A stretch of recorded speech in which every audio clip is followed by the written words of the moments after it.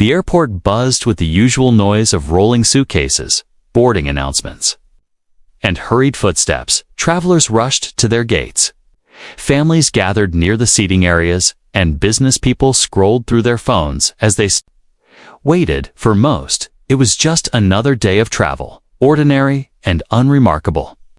Among the sea of passengers was a woman who carried herself with quiet confidence. She was dressed simply, not in flashy clothes or heavy jewelry. Her black blazer was neat, her shoes polished, and her posture straight. To most people, she looked like any other traveler, but behind her calm eyes and steady walk was a woman of immense power. She was the CEO of a billion-dollar company, a leader respected across industries, and someone whose signature alone could move markets. Yet, as she wheeled her small suitcase toward the gate, she didn't announce who she was. She didn't wear her title like a crown. She believed in humility, blending into the crowd. For her, wealth and power didn't need to be displayed. They spoke through actions, not appearances. She handed her ticket and ID to the attendant at the gate. The woman at the counter glanced at the documents, scanned them, and nodded. "Have a good flight," she said flatly. The CEO gave a polite smile, thanked her, and walked down the jet bridge. The airplane cabin smelled faintly of coffee and recycled air. Passengers were already settling into their seats, stowing bags overhead. Some scrolled through their phones, while others flipped through magazines. A baby cried softly somewhere in the back. The CEO made her way to first class. Her ticket in hand, her seat was near the window, in the front row. She placed her carry-on neatly in the overhead bin and sat down gracefully, pulling out a book she had been meaning to finish. She sighed softly, feeling relief at the thought of a quiet flight where she could rest. To her, this was routine. She had flown countless times for business meetings, conferences, and board discussions. Each flight was an opportunity to prepare her thoughts or enjoy a rare moment of peace. She thought this one would be no different, but as she settled in, she noticed the glances. The flight attendants walking past looked at her longer than they looked at the others. Their smiles seemed thinner, forced. Their eyes darted to her ticket, then back to her face. She brushed it off, at first telling herself she was imagining it. After all, she was tired, and people often looked around on flights. Minutes passed, more passengers boarded, and she sat quietly by the window, opening her book. Yet the stares continued, subtle but unmistakable. A flight attendant whispered something to a colleague, their eyes flicking in her direction. The colleague frowned, shook her head, then disappeared toward the back. The CEO pressed her lips together, keeping calm. She had lived long enough to recognize suspicion when she saw it. She had felt it before. In meetings where people assumed she wasn't the decision-maker. In events where others mistook her for an assistant rather than the leader. She thought, not again, not here. Across the aisle, a businessman adjusted his tie and glanced at her. His eyes lingered with quiet judgment, as if silently asking, "Does she really belong here?" She ignored him, keeping her focus on her book. Refusing to let his silent doubt disturb her peace, the captain's voice came over the speakers. Welcoming everyone aboard, the attendants moved briskly, checking seatbelts and preparing for departure. Still, the whispers near the galley continued, and she felt the tension building. To the CEO, this was supposed to be a simple trip. She had meetings scheduled in another city, contracts to review, decisions waiting for her signature. She wasn't here to make a statement. She wasn't here to draw attention. She was just another passenger on another flight. But already, she sensed it. The ordinary boarding had planted the seeds of something larger. The way people stared, the way the staff whispered, the way suspicion wrapped around her like an invisible chain. She knew this flight was not going to be routine. She sat straighter, her book open but unread, her mind calm but alert. She had faced challenges greater than this. She had fought through boardrooms filled with doubters. She had risen from nothing to become one of the most powerful women in the business world. And yet, in this moment, seated quietly in first class, she was once again being judged, not for her power, not for her achievements, but for the color of her skin. The boarding had ended. But the true journey, the one that would change everything, was only just beginning. The plane doors closed with a soft thud, and the cabin lights dimmed. To a warm glow, passengers shuffled in their seats, buckling seatbelts and adjusting bags. The hum of the engines filled the air as the flight attendants walked briskly down the aisle, checking for safety. To most people, it was an ordinary moment. But for the black CEO seated quietly by the window in first class, the atmosphere felt different. She could feel it, the stares, the quiet murmurs, the invisible weight of suspicion pressing against her. At first, she told herself she was imagining it, that perhaps the attendants were simply busy. But the more she watched, the more obvious it became. One attendant walked past her row, slowed slightly, and glanced at her ticket resting on the tray table. His eyes narrowed, his smile faded. He didn't stop, but his steps hesitated, as if a question had lodged itself in his mind. She noticed. And she wasn't surprised. She had seen this look before. In boardrooms, at conferences, in luxury hotels, places where people assumed she didn't belong. Another attendant leaned into her colleague near the galley, whispering. Her eyes flicked toward the CEO's seat, and her brows furrowed. The colleague tilted his head, then shrugged, but both of them kept glancing back at her, as though trying to solve a puzzle. Passengers began noticing too. The businessman across the aisle raised an eyebrow, shifting in his seat as if he had been waiting for confirmation of what he already thought. A woman behind her whispered to her husband, "Do you think she's supposed to be here?" The words were low, but the CEO heard them. She inhaled deeply, pressing her hand against the book in her lap. She had come prepared for a long day of travel, not for suspicion, but this was not new to her. It had happened before in different ways in different places, but always with the same message: you don't belong. The captain's voice crackled over the intercom. "Flight attendants, prepare for takeoff." The attendants nodded briskly and moved quickly through the cabin. But instead of focusing fully on their tasks, two of them stopped near her row. Their conversation was hushed, but their glances made their intent clear. Finally, one of them stepped closer. His polite smile strained. "Excuse me, ma'am?" he said, his tone cautious but edged with doubt. "Can I see your boarding pass again?" The CEO looked up calmly, her face composed. She lifted the ticket from her tray table and handed it over. Her eyes didn't waver. She was used to this dance. The attendant scanned the ticket, his eyes narrowing, then glanced back at her face. His lips pressed into a thin line as if the information in his hands didn't match the picture in his mind. "First class, seat 1A, he read aloud. Then, reluctantly, he handed it back. "Thank you." But his voice lacked sincerity. His eyes still questioned. The CEO nodded once, reclaiming her ticket with steady hands. She didn't argue. She didn't raise her voice. She had learned long ago that calmness unsettled suspicion more than anger ever could. Yet the whispers didn't stop. Another attendant returned a moment later, her tone soft but sharp beneath the politeness. "Ma'am, are you traveling alone today?" The question was casual on the surface, but the undertone was clear. They weren't just curious, they were searching for reasons. "Yes," the CEO replied simply. Her eyes lifted from her book, her tone even. The attendant nodded quickly. But the doubt in her eyes didn't fade. She walked away, whispering again to her colleague near the galley. The businessman across the aisle leaned slightly toward her, his smirk small but smug. "Trouble already," he muttered under his breath, loud enough for her to hear. She ignored him, turning back to her book. Her calmness was her shield, but inside, her chest tightened. Not with fear, but with disappointment, she thought of the countless flights she had taken before, the hours spent in seats like this, unnoticed when she wore a tailored suit, unquestioned when she was accompanied by colleagues. Yet here, dressed simply, traveling alone, she had become a target of suspicion.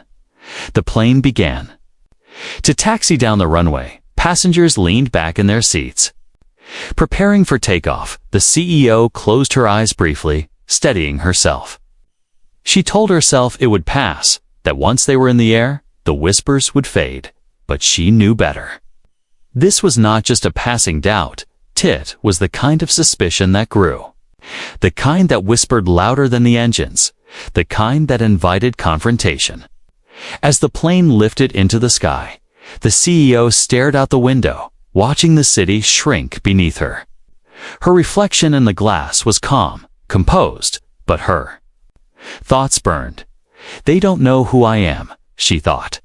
They don't know that the woman they're questioning is the very one who holds more power over this airline than they could imagine. She didn't say it out loud. She didn't need to. She had no desire to prove herself to those who judged her on appearance alone. But the suspicion lingered like smoke in the air. The attendants' whispers, the passengers' glances, the businessman's smug smile, it all pointed to a storm building quietly in the cabin. The CEO tightened her grip on her book, her eyes narrowing slightly. She would remain calm. She would remain silent for now, because she knew. With the certainty of someone who had climbed through every obstacle life had thrown at her, that the time would come when silence would no longer be necessary, and when that time arrived, her truth would not just silence suspicion, would shake the very foundations of the airline itself. The plane leveled off above the clouds. Trays clicked shut, and passengers settled into their seats. For a moment, the CEO thought perhaps the tension would fade. She adjusted her blazer, pulled her book back onto her lap, and let her eyes drift toward the endless stretch of sky outside her window. But the calm didn't last. A flight attendant appeared again, the same one who had asked to see her ticket earlier. His expression was polite, but his eyes carried suspicion that hadn't been satisfied. He leaned slightly toward her, lowering his voice but making sure passengers nearby could still hear. "Ma'am, are you sure you're seated in the correct section?" The CEO lifted her head slowly, her gaze steady, her voice even. "Yes," she said. "Seat 1A, first class, just as it says on my ticket." She held the ticket up again, offering it calmly. The attendant glanced at it, but didn't take it. This time, he hesitated, his lips pressing into a tight line. "All right," he muttered. But his tone suggested he didn't believe her. He walked away, his shoes tapping sharply against the floor. The businessman across the aisle chuckled under his breath, tilting his head toward her. "They don't seem convinced," he whispered, his smirk smug.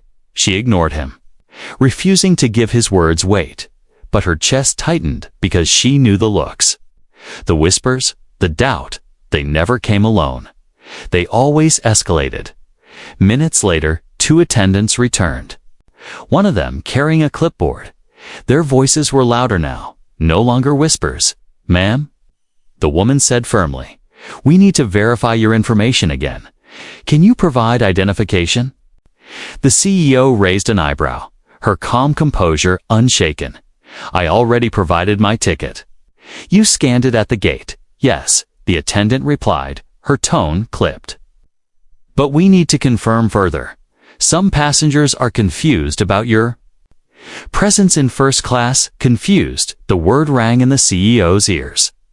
She understood what they meant, but she didn't let her face reveal the frustration building inside.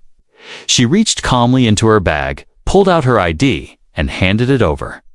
Her fingers didn't tremble, though inside her heart beat faster, not from fear, but from the humiliation of being singled out.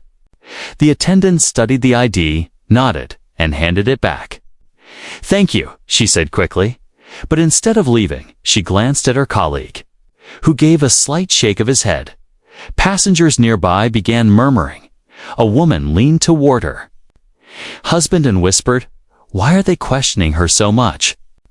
The man shrugged uncomfortably. "Maybe they think she doesn't belong here." The CEO heard every word. Her jaw tightened slightly, but she remained silent. She had built her life on patience, on letting her actions speak louder than accusations.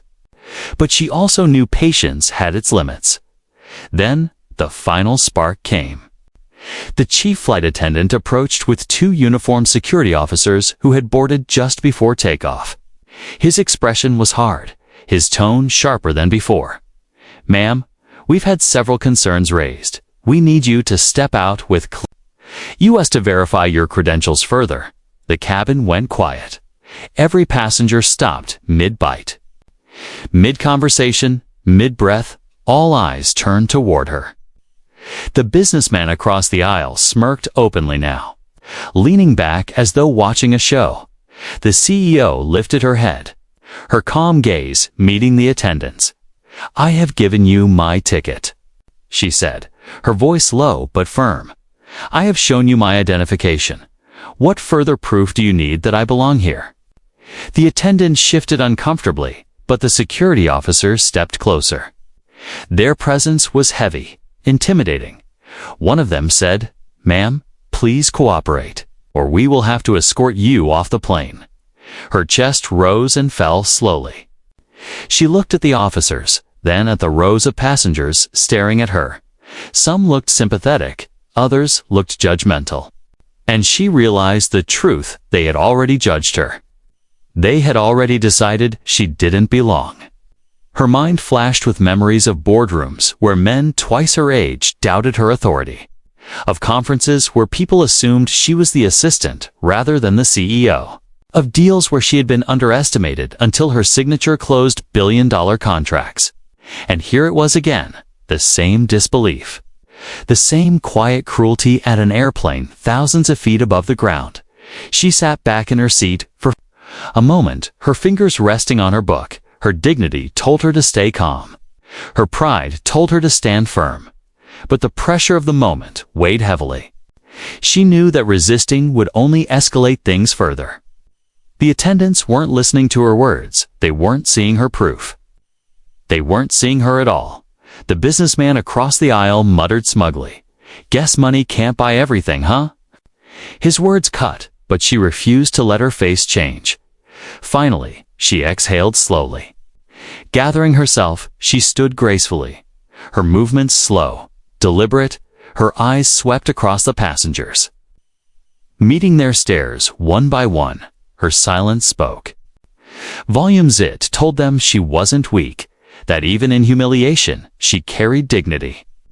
The security officers gestured for her to follow. One of them said quietly, almost apologetically, "This way, ma'am?" She nodded once, her voice calm. "Very well." She collected her small bag from under the seat, tucked her book back inside, and stepped into the aisle. Her heels clicked against the floor, echoing in the silence. Passengers craned their necks to watch.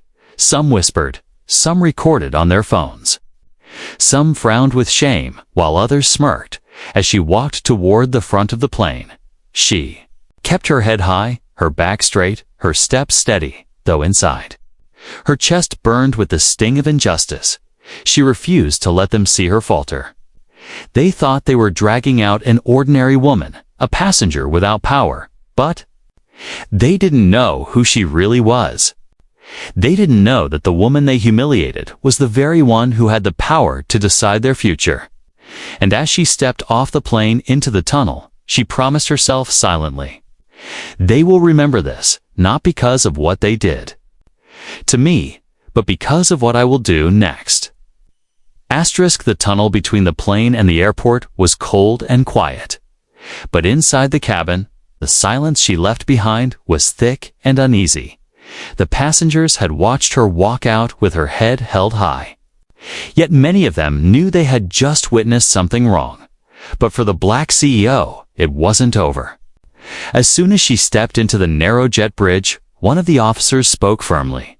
"Ma'am, we need you to come with us." His tone carried authority. But beneath it was the weight of assumption that she was guilty of something she hadn't done. She paused, her suitcase handle in one hand, her book clutched in the other. Her voice remained calm. "I've already provided my ticket and my identification. What exactly am I being accused of?" The officer didn't answer directly. Instead, he gestured down the tunnel. "Please, don't make this difficult." Behind them, the cabin door remained open, and curious passengers leaned into the aisle, peeking to see what was happening. A few phones were raised higher, their cameras glowing, recording every movement. The CEO exhaled slowly. She knew resistance would only be twisted against her, so she stepped forward, her heels clicking against the metal floor, her dignity intact. But the moment she hesitated, just for a second, one of the officers reached out and gripped her arm. It wasn't violent, but it was firm. Unnecessary, humiliating. Her body jolted slightly from the force, and a murmur rippled through the cabin. "Did you see that?" someone whispered. Another passenger gasped softly. The businessman who had smirked earlier leaned into the aisle, his eyes gleaming with cruel satisfaction.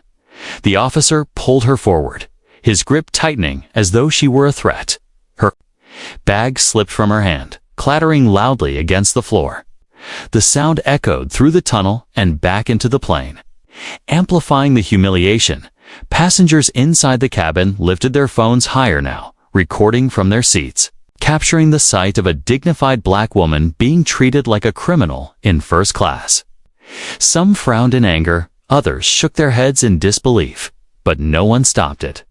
"Ma'am, cooperate," the officer repeated, his tone carried impatience, as though her calm questions were defiance. Her voice was steady, though her chest burned. "I am cooperating," she said softly. "What you're doing is unnecessary." But her words didn't matter. They weren't listening to them. She wasn't a CEO. She wasn't a leader. She wasn't a woman whose decisions touched billions of dollars. To them, she was simply someone who didn't belong in the seat she had paid for. The second officer bent to pick up her bag, tossing it forward without care. Another attendant stood nearby, her face tight, pretending to be professional. But her eyes gave her a weight out, mixed with quiet relief that someone else was handling it. The CEO's face remained calm, but inside, humiliation burned hot. She thought of all the years she had fought to prove herself, all the times she had stood in boardrooms where no one believed in her until she spoke. And here, once again, she was reduced to suspicion and shame. The dragging wasn't violent, but it was symbolic. Each step forward wasn't just about moving her body, was about stripping her dignity, pulling her away from her rightful seat, pulling her into the public eye as an object of humiliation. Phones continued to record, passengers whispering loudly now, "That's not right," one man said, shaking his head. A woman near the window muttered angrily. She showed them her ticket. "I saw it," another voice asked. "Why don't they do this to anyone else?" And then, louder than all the whispers, a young passenger shouted, "Leave her alone. She did nothing wrong." The words broke the silence like glass, but the officers didn't stop. They kept moving, dragging her down the tunnel as though she were invisible. Her chest rose and fell, not with panic, but with controlled anger. She kept her head high, refusing to let her shoulders slump. She refused to let them see her break. At the end of the tunnel, airport security waited. More uniforms, more eyes filled with doubt. They formed a line, ready to process her. Their presence made the humiliation even heavier. The CEO stopped walking for just a moment, turned her head slightly toward the cabin, and saw the glowing phones recording her every step. She locked eyes with the passengers, her gaze sharp, unyielding, as if to say, "Remember this, remember what you saw." Because she knew this moment, though painful, was not the end. It was the beginning of a storm that would not only shake this airline, but also serve as a reminder of what happens when arrogance underestimates dignity. The officers pulled her forward again, her shoes scraping slightly against the floor. To the crowd, it looked like compliance, but to her, every step was a silent vow. You will regret this. And as the phones kept recording, as the murmurs grew louder, as the weight of humiliation pressed against her shoulders, the truth settled deep inside her heart. They thought they were dragging out an ordinary woman, but they were dragging out the very person who held $5 billion worth of power over their airline's future. And soon the world would know. The terminal was crowded, but in the space around her, there was only silence. The CEO stood still for a moment after being pulled off the plane. Her bag returned to her carelessly by one of the officers. Her blazer was slightly wrinkled, her book bent from the fall. But her posture was perfect, her back straight, her chin lifted, her eyes sharp and steady. The officers muttered something about procedures and misunderstandings, but she barely listened. She gave them no argument, no protest. Her silence was sharper than any words. It unsettled them more than shouting ever could. One officer cleared his throat nervously. Another shifted uncomfortably. They expected her to fight, to plead, to beg, but she didn't. Instead, she simply took her bag, adjusted her jacket, and walked toward the exit. Her heels clicked softly against the polished floor, each step measured, calm, controlled. To the people watching from a distance, airport staff, passengers passing by, she didn't look like someone defeated. She looked like someone planning outside the terminal. The night air was cool against her face. She inhaled deeply, letting the sting of humiliation settle into her chest. It burned. But it was not the burn of weakness. It was the burn of fuel. She knew this moment would not end here. This was not the end of her story. Meanwhile, back inside the airport, the videos had already begun to spread. Passengers who had recorded the scene uploaded them to social media. The titles were immediate and sharp. Black woman dragged off plane despite valid ticket. Humiliation in first class. Airline security crosses the line. The clip showed everything: the attendants questioning her, the officers gripping her arm, her bag hitting the floor, and her calm, unshaken walk down the aisle. Within minutes, thousands of people had watched. Within hours, millions would see. But the CEO did not chase the cameras. She did not call a press conference or release a statement. She remained quiet. Her silence was deliberate. It gave the world time to watch, to judge, to react on its own. And the world did, in her quiet hotel room that night. She sat at the desk with her laptop open. Her phone buzzed endlessly, messages from friends, from colleagues, from people who had already seen the video.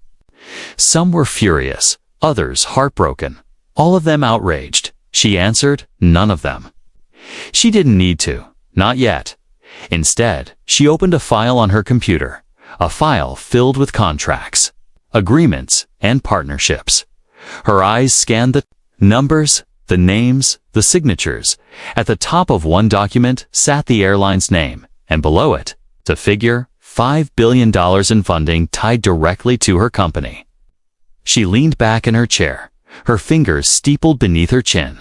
The humiliation of the day replayed in her mind, the suspicion, the whispers, the smirks, the dragging, but alongside the humiliation came clarity. They thought they had removed a powerless woman, but they had dragged out the one person who had the ability to cut the very lifeline of their empire. She smiled. Faintly, not with joy, but with resolve. They wanted me silent, she thought, and silent I will be. Until the right moment, back at the airport, airline executives scrambled. Calls came in from reporters demanding explanations. Social media hashtags trended worldwide. The company released a short statement, cold and vague, calling it a misunderstanding, but the public wasn't convinced. The videos were too clear, the humiliation too undeniable. The silence of the woman at the center of it all made the story burn hotter. People wanted to hear from her. They demanded her voice, but she gave them none. Not yet.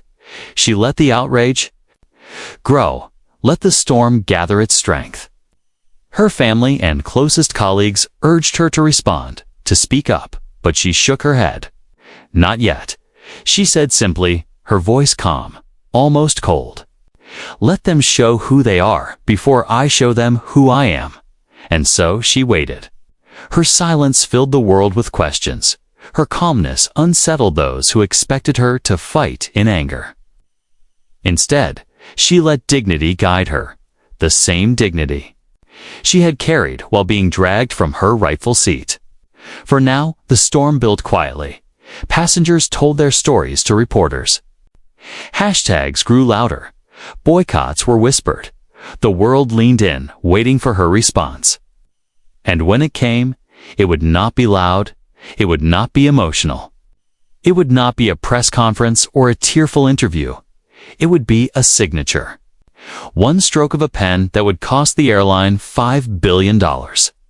But that moment was still to come. For now, the silence was her weapon, and the storm gathered strength around it. Asterisk morning arrived with a world already buzzing. Social media. Feeds were flooded with videos of the incident. Clips of the black woman being questioned, humiliated, and dragged off the plane had gone viral overnight. Millions of people had seen it. Millions were outraged. The airline tried damage control. Their official statement was cold and vague. We regret the misunderstanding that occurred on last night's flight. We are reviewing the matter.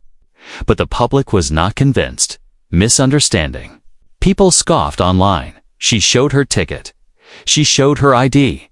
What's to misunderstand? Hashtags exploded across platforms. Hashtag justice for her. Hashtag airline shame. Hashtag flying while black. Thousands of angry comments poured in. Boycotts were called for. Petitions signed. Celebrities and politicians began weighing in, amplifying the fury. But the biggest storm had yet to hit, because at first she was just the woman on the plane in the public eye. Anonymous and voiceless. But soon, reporters began to dig. Journalists traced the video back, identifying her, and when her name appeared, the world gasped. She wasn't just any passenger. She was a CEO, not of a small company, but of a billion-dollar empire. Her business stretched across industries: finance, energy, technology. She was a power broker whose influence touched governments and global markets. And the biggest revelation, her company was one of the airline's largest funding partners. With contracts worth $5 billion, the news hit like a thunderclap. Articles screamed headlines. Airline drags out its own billion-dollar partner. Black CEO humiliated by airline security. $5 billion contract holder disrespected in first class. The story shifted instantly. It was no longer just about discrimination. It was about power raw, undeniable power. The very woman they had suspected of not belonging was the one who kept them afloat financially. Executives at the airline scrambled in panic. Their phones buzzed non-stop. Investors demanded answers. Share prices began to dip as the story spread. Board members scheduled emergency calls. Voices shouted across long conference tables. Words like crisis, backlash, and liability filling the air. How could this happen? One executive barked, "Why didn't anyone recognize her?" Another slammed his fist on the table. "Do you understand who she is? Do you understand what she controls?" But it was too late. Meanwhile, the CEO sat quietly in her office suite at her headquarters. The skyline glittered through the glass windows behind her. She wore the same calm expression she had worn on the plane, but this time, her silence was no longer about dignity, it was about strategy. Her assistants rushed in with newspapers. Her phone buzzed with requests from news outlets begging for interviews. She waved them off. "Not yet," she said softly. "Let them burn themselves first." The airline continued scrambling, releasing new statements, apologies crafted with polished words. They offered her private settlements. They called her office repeatedly, hoping to stop the bleeding before it grew worse.